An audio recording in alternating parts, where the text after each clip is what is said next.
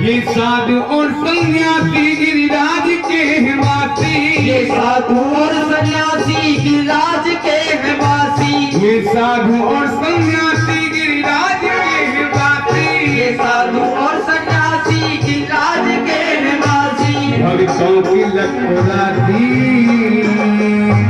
गिरिराज की शरण में, एक बार आजा गिरिराज की शरण में, तू एक बार आजा गिरिराज की शरण में, गिरिराज की शरण में, महाराज की शरण में, गिरिराज की शरण में, महाराज की शरण में, गिरिराज की शरण में, महाराज की शरण में, गिरिराज की शरण में, महाराज की शरण में। अग्नि की जलौनी खाजा गिरिराज की शरण में, एक बार आजा गिरिराज की शरण में, दंडवत को लगा जा गिरिराज की शरण में, दंडौती लगा जा गिरिराज की शरण में। एक बार आजा गिरिराज की शरण में, एक बार आजा गिरिराज की गिरिराज महाराज की। आज सुखदेव जी ने भी गिरिराज जी के चरणों में प्रणाम किया। सुखदेव जी प्रणाम करके कहने लगे, राजन आगे कथा में प्रवेश कर रहा हूँ, ध्यान देना। मेरी भगवान की सुंदर गोपचारण लीला चल रही है। इति विज्ञापितो मोपे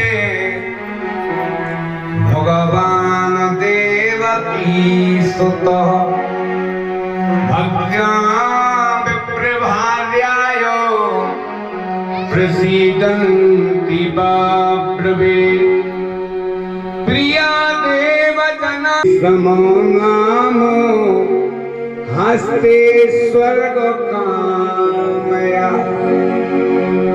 राजन मेरी भगवान सभी ब्रजवासी कहने लगे, कन्हैया अरे भैया आज हम प्रसाद लेके नहीं आए। भगवान ने कहा, ब्रजवासियों अरे आप बलराम जी से कहो। ब्रजवासियों ने बलराम जी से कहा, बलराम जी अरे दाऊ दादा आज हम प्रसाद लेके नहीं आए। तो दाऊ जी ने कहा, भैया यहाँ से कुछ दूरी पर ब्राह्मण यज्ञ कर रहे हैं, आप उन ब्राह्मणों से जाकर के कहना भूल आए हैं तो उनको भूख लग रही है, आप उन्हें भोजन दे दो। जैसे ही जाकर के कहा, प्रिय बंधुओं ब्रजवासियों ने ब्राह्मणों से कहा, महाराज हमारे बलराम और कृष्ण यपन में गैया चरावे आए हैं, उन्हें बड़ी जोर से भूख लग रही है, आप प्रसाद दे दो। ब्राह्मण कहने लगे, भैया अरे अभी तो हम यज्ञ कर रहे हैं, यज्ञ विश्राम होगा तभी तो प्रसाद दिया जाएगा। मना कर दिया महाराज, जब तक यज्ञ नहीं होगा हम प्रसाद नहीं देंगे। ब्रजवासी लौट के आ गए। ब्रजवासी लौट के आए और कहने लगे, कन्हैया हरे उन ब्राह्मणों ने तो प्रसाद देने से इनकार कर दिया, कह दिया जब तक यज्ञ विश्राम नहीं लेगा हम प्रसाद नहीं देंगे। बलराम ने कहा, वो ब्राह्मण पत्नियां प्रसाद एकत्र करने लगी। ब्राह्मणों ने देखा अरे हमारा यज्ञ भी चल ही रहा है और ये पत्नियां प्रसाद लेके कहां जा रही। सीधे ही ब्राह्मण आए, ब्राह्मण पत्नियों से मना किया, तुमको पता नहीं अरे अभी यज्ञ पूरा नहीं हुआ, आप प्रसाद कहां ले जा रही हो। कहने लगे, स्वामी हमारे कृष्ण बलराम आत्मा के पति पधारे हैं, हम उनसे मिलन करने के लिए और प्रसाद ग्रहण कराने जा रही। ब्राह्मण नाराज हो गए, अरे तुम हमारी पत्नियां हैं, हमारा यज्ञ हुआ नहीं और एक ग्वारियों के लिए प्रसाद ले जा रही है। ब्राह्मणों ने क्या किया, ब्राह्मण पत्नियों को कमरे में बंद किया, बाहर से ताला लगा दिया। ब्रजवासियों ने कहा जाकर के कन्हैया, जैसे हमने ब्राह्मण पत्नियों से कहा तो वो प्रसाद एकत्र करने लगी और ब्राह्मण आए। हाँ, ब्राह्मणों ने आते आते ही उन पत्नियों को कमरे में बंद किया और बाहर से ताला लगा दिया। भगवान कहने लगे, ब्रजवासियों, अरे वो ब्राह्मण पत्नी मुझसे इतना प्रेम करती है, अगर ब्राह्मणों ने उनको शरीर से नहीं आने दिया है तो वो शरीर को छोड़ देंगी और आत्मा से मेरे चरणों में चली आएंगी।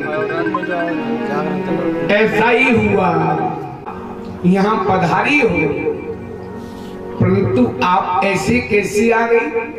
अरे अपने पतियों को छोड़ के आ गई। ब्राह्मण पत्नियां कहने लगी, हे कन्हैया, अरे हमारे पति तो आप हो, ये पति क्या हमारे थोड़े हैं? ऐसे बरकू क्या भरूं जो जन्मे और मर जाए, बरी बरियो गोपाल जो जन्म सफल है जाए। अरे हम तो मिट्टी वाले पतियों को छोड़ के आपके चरणों में आए हैं प्रभु। हमारे सच्चे पति से मिलने की तमन्ना आत्मा की हुई कि आत्मा आपके श्री चरणों में चली आई। ब्राह्मणों का यज्ञ पूर्ण हुआ। जैसे ही यज्ञ का विश्राम हुआ, ब्राह्मणों ने कमरे का ताला खोल के देखा तो सभी पत्नी अमृत अवस्था में पड़ी। ब्राह्मणों ने कहा, अरे भैया, हमने उनको जाने नहीं दिया तो वो शरीर को छोड़ के चली गई। सभी ब्राह्मण दौड़ते हुए भगवान के चरणों में पहुंच गए, प्रभु हमें क्षमा कर दो, क्षमा कर दो। भगवान ने कहा, भैया क्या हुआ? अरे प्रभु, हमने अहंकार वश आपको प्रसाद नहीं दिया, हमारी पत्नियों को आपके यहाँ प्रसाद लेने से इनकार कर दिया, तो प्रभु उन पत्नियों ने शरीर को छोड़ दिया। वो आत्मा से आपके चरणों में आ गई है। हम ब्राह्मण आपके श्री चरणों में नमन करते हैं, प्रभु हमारे ऊपर कृपा करो और हमारी पत्नियों को जीवित करो। भगवान कहने लगे, अरे ब्राह्मणों, अरे भैया, कोई द्वारे आए, अरे कोई भूखा प्यासा आए तो उसे ऐसे शब्दों से थोड़ी बोलते। अरे आप प्रसाद नहीं देते तो कुछ उनकी आत्माओं का सम्मान तो देते। आपने ऐसा अपमान कर लिया। अरे जो पत्नियां आपकी थी वो मेरी भी तो दासी हैं, उनको भी नहीं आने दिया। ब्राह्मण कहने लगे, प्रभु अब क्षमा कर दो, हमारी भूल की आप कैसे भी क्षमा करो। भगवान ने कहा, तो ध्यान रखना, कभी भी कोई अतिथि द्वारे पे आए तो उसका सम्मान मेरे रूप में करना। ये समझना कि हमारे द्वारे पर कोई नारायण आया है, हमारे द्वारे कोई देव पधारा है।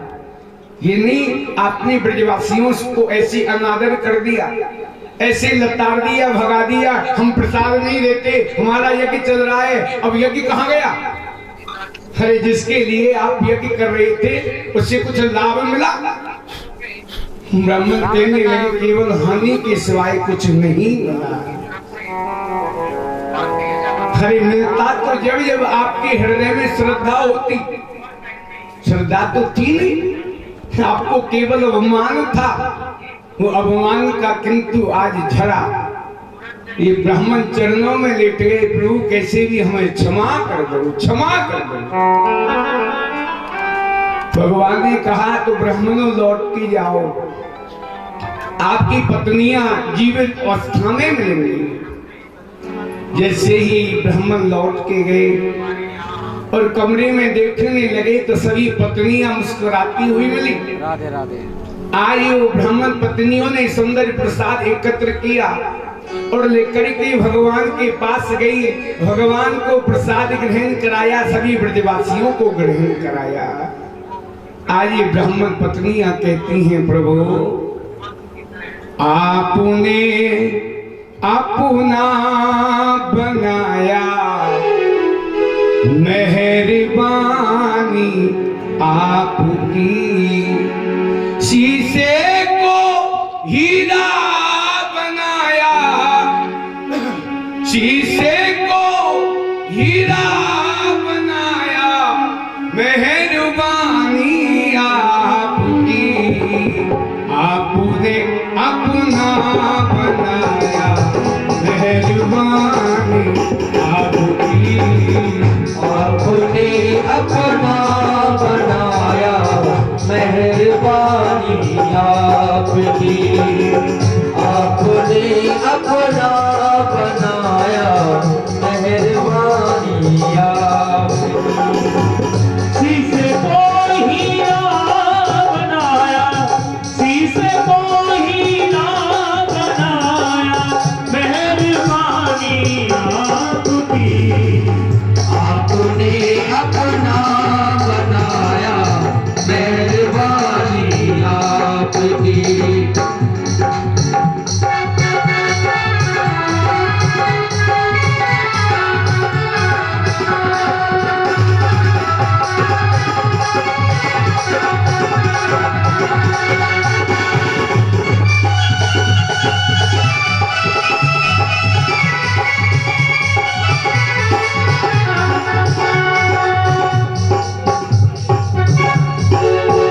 आपने अपना बनाया, मेहरबानी आपकी। आपने अपना बनाया, मेहरबानी आपकी। हाथ को हीरा बनाया, शीशे को हीरा बनाया, मेहरबानी आपकी। आपने अपना बनाया, मेहरबानी आपकी।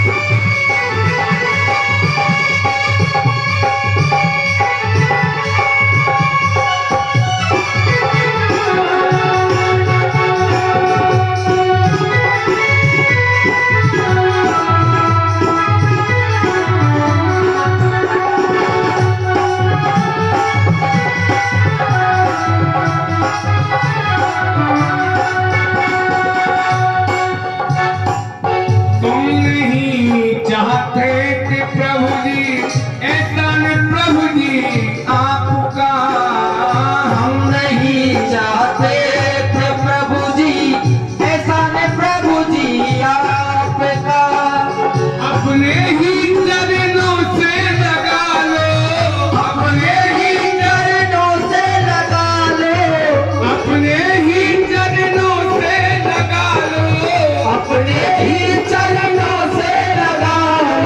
मेहरबानी आपकी। आपने अपना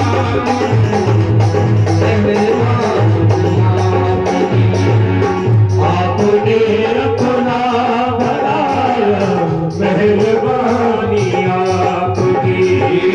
मेहरबानी आपकी, मेहरबानी आप। आज सभी ब्राह्मण पत्नियां और मेरे भगवान के चरणों में प्रणाम कर लौटने लगी। सुखदेव जी महाराज वर्णन करने लगे कि राजन, ये मैं आपके लिए सुंदर भगवान के बाल चरित्र का दर्शन करा रहा हूं। आगे राजन, एकादश्याम निराहारो सबद्यो जनार्दन स्नातु नंदस्तु कालिंधा द्वादश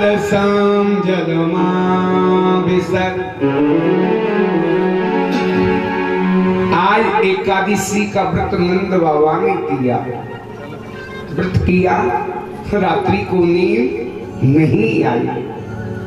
अरे रात्रि को नेत्र खोले तो सीधे बाबा यमुना स्नान चले गए। सोचने लगे शायद प्रातः हो गए, यमुना स्नान को गए। जैसे ही स्नान करने लगे, वरुण ने देखा ये कौन दुष्ट जो मुझे अर्धरात्रि को सता रहा। वरुण ने अपने सेवकों से कहा, जाओ इस दुष्ट को वरुण फांस में बांधो, वरुण लोक ले आओ। वरुण के सेवकों ने नंद बाबा को वरुण फांस से बांधा और सीधे वरुण लोक ले गए। प्रातः हो गया, परंतु बाबा लौट के नहीं आए। मैया यशोदा कहने लगी, लाला देख बाबा तेरे स्नान को गयो यमुना, परंतु लौट के नहीं आए। अरे देखो ना बाबा है कहाँ। सीधे ही भगवान यमुना के किनारे आए।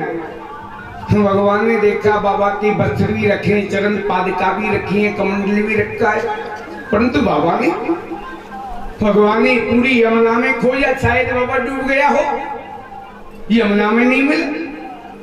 भगवान ने ध्यान किया, आखिरकार बाबा गए कहाँ। ओह, बाबा को तो ये वरुण फांस में बांध के वरुण लोक ले गए। सीधे ही मेरे भगवान वरुण लोक पहुंच गए। वरुण ने भगवान को देखा, अरे प्रभु कोई काम था तो मुझे बुला लेते, आप क्यों पधारे। वरुण सिंहासन से खड़ा हुआ, प्रणाम करने लगा। वरुण कहने लगे, प्रभु कैसे पधारे। भगवान ने कहा, रे भैया यहाँ हमारे बाबा आए। वरुण ने कहा, प्रभु आपके बाबा।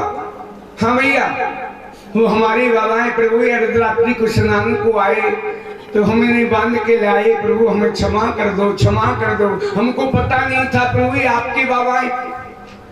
वरुण बार बार क्षमा मांगने लगा। अरे भैया जल्दी करो, बाबा को खोलो। सीधे ही बाबा को खोल दिया और बाबा आए। भगवान बाबा को लेकर के फिर मृत्यु लोक आ गए। बाबा कहने लगे, बेटा कृष्ण तू साधारण नहीं है, तू तो साक्षात नारायण।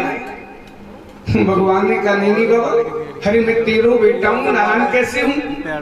अरे बेटा मुझे वरुण लोक से ले जाने वाला कोई नारायण ही हो सकता है, साधारण नहीं हो सकता। और मैंने तो ये देखो है, वरुण ने लेट करके तेरे चरणों में प्रणाम किया और मुझे वरुण फांस में बांध के ले गए। भगवान कहने लगे, बाबा कोई बात नहीं है, अरे वरुण हमारा ही तो है। प्रणाम किया, हमने से क्षमा कर दिया। बाबा कहने लगे, बेटा जब आप नारायणी हो तो क्या मुझे एक दर्शन नहीं कराओगे। भगवान ने कहा, बाबा क्या दर्शन चाहिए। अरे बेटा मैंने तेरे गोलोक धाम का दर्शन नहीं किया, अरे मुझे आपका गोलोक धाम दिखा दो। भगवान ने कहा, बाबा समय आएगा तो दिखा देंगे। अरे समय कब आएगा। आएगा कब बेटा, अभी समय है, मुझे अभी दिखाओ। भगवान ने कहा, तो बाबा नेत्रों को बंद करो। जैसे ही बाबा ने नेत्र बंद किए, भगवान बाबा को लेकर के गोलोक धाम पहुंच गए।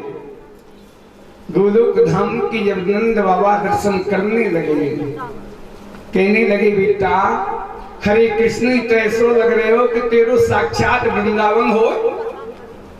भगवान ने कहा, बाबा मैंने वृंदावन को ये गोलोक धाम से ही तो भेजो है। जैसा गोलोक धाम है ऐसा ही मेरा निज वृंदावन है। आज बाबा ने गोलोक धाम का दर्शन किया, करते ही भगवान लेकर के आए और योग माया से कहा, योग माया दौड़ के जाओ और मेरी बाबा की बुद्धि पे बैठ जाओ। क्यों, जो भी बाबा ने देखा है सबको भुला दो, नहीं तो बाबा मुझे नारायण मानेगा, नारायण मानेगा तो मैं पिता का सम्मान नहीं कर पाऊंगा। उसी समय योग माया आई योग माया बाबा की बुद्धि पर बैठी, बाबा सब कुछ भूल गए। बाबा को लेकर के महलों में गए। प्रिय बंधु, धीरे धीरे समय व्यतीत होने लगा। सुखदेव जी महाराज वर्णन करने लगे कि राजन, अब मैं आपके लिए कुछ युगों की गणना सुनाना चाहता हूं। कौन सा युग कितनी आयु लेकर के आता है। राजन, सबसे पहले सतयुग आया। सतयुग की आयु थी 16 लाख और 28,000 वर्ष आयु।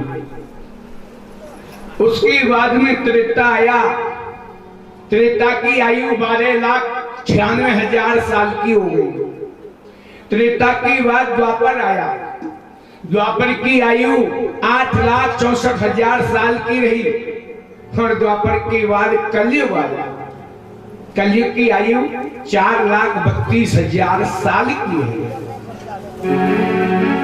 चारों युगों की गणना 43,96,000 साल की हो गई। प्रिय बंधुओं, इसी तरह जब चारों युग 61 बार व्यतीत हो जाते हैं, 61 बार जब निकल जाते हैं तो एक मनवंतर होता है। जब ऐसी प्रकार 14 मनवंतर पूरे हो जाते हैं तब एक इंद्र बदलता है। तब ब्रह्मा का एक दिन होता है। प्रेम से बोलना पड़ेगा। 14 मनवंतर पूरे होते हैं तो इंद्र बदलता है। तब ब्रह्मा का एक दिन होता है। ब्रह्मा की आयु केवल 100 साल की है, इससे ज्यादा नहीं। पर वो 100 साल पूरे होते ही नहीं। जब चारों युग 61 बार निकलते, एक मनवंतर होता है। जब 14 मनवंतर निकल जाते हैं, जब एक इंद्र बदलता है और तब ब्रह्मा का एक दिन होता है। इसी प्रकार की गणना प्रिय बंधुओं सुखदेव जी ने राजा परीक्षित को पान कराई। अब सुखदेव जी महाराज कहने लगे, राजन, अब मैं आपके लिए कथा में प्रवेश कर रहा हूं, जो बड़ी सुंदर कथा है, जिसको सुनकर के आपको आनंद मिलेगा। भगवान अपीता रात्रि शरदोति फुल्लोति मल्लिका भिक्षरन्तु मन चाक्री योग माया मुपाश्रिता। धीरे धीरे राजन शरद ऋतु आ गई और शरद ऋतु में एक बार नारद जी निकलने लगे। जब रास्ता निकलने लगे तो सामने कामदेव आ गया। कहने रहे, बाबा कहाँ जा रहे हो। नारद जी ने कहा, भैया भजन करने जा रहे। और कहाँ जा रहे। अरे बाबा, से रास्ते से जब निकल पाओगे जब मुझसे युद्ध करोगे। नारद जी ने कहा, अरे भैया, बाबाओं का काम युद्ध का थोड़ी होता है। बाबाओं का काम तो भजन का होता है, आदरण का होता है, तीर्थ यात्रा का होता है, तीर्थगमन का होता है, युद्ध का थोड़ी। कामदेव कहने लगा, तो बाबा रास्ते से लौट जाओ। नारद जी कहने लगे, भैया अगर हम युद्ध ना करें, कोई योद्धा बता दे तो रास्ता निकलने देगा। कामदेव ने कहा, हाँ, कोई योद्धा बता दोगे तो रास्ता निकलने देंगे। तो नारद जी ने कहा, भैया कामदेव युद्ध ही करना चाहता है तो नंद महल में नंद का बेटा कृष्ण, अरे उससे जाकर के हाथ मिला ले। ऐसा युद्ध करेगा तो आपकी हमेशा के लिए भुजाओं की खुजली को मिटा देगा। आज ये कामदेव सीधे ही भगवान के सामने पहुंच गया और कहने लगा, प्रभु मुझसे युद्ध करो, प्रभु मुझसे युद्ध करो। भगवान ने कहा, रे कामदेव तेने पहचाना नहीं। कामदेव कहने लगे, प्रभु आप। हाँ, अरे जब मेरा स्वरूप हुआ तो मैंने तुझे जला करके भस्म किया।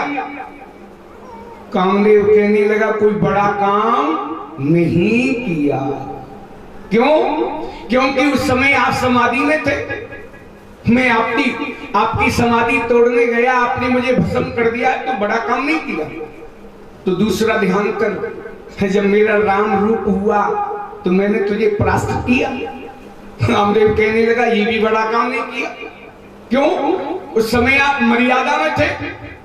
अरे मर्यादा में आपने मुझे परास्त कर दिया।